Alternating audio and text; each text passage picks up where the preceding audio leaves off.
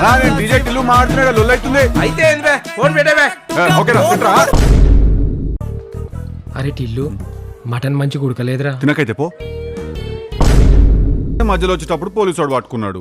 Over speeding 120 స్పీడ్లో వస్తున్నా నేను. మస్తు రూల్స్ మాట్లాడి 500 రూపాయలు అడిగిండు. 1000 రూపాయలు ఇచ్చిన నేను. Guess why? అన్న నేను వచ్చేటప్పుడు కూడా అదే స్పీడ్లో వస్తా అని. అట్లుంటుంది మనతో. నాకు మొన్నే తెలిసింది. అసలు తెలిసిన వెంటనే చంపేద్దామని కోపం వచ్చింది నాకు. గా పని ఆల్రెడీ అయిపోయిందిరా. నెక్స్ట్ వన్ పాతి పెట్టే పని ఉంది, చేస్తావా? కానీ నాకు తెలిసిన విషయం వాడికి తెలియదు. బట్ నాకు ఈ విషయం ఆల్రెడీ తెలుసు.